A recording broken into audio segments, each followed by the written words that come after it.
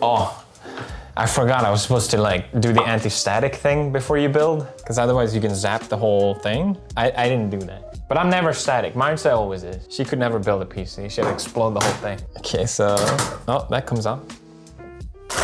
Got all this gunk in here. So I think these will hold the motherboard. I'm just gonna put it in. Okay, yes. Yes. That looks good.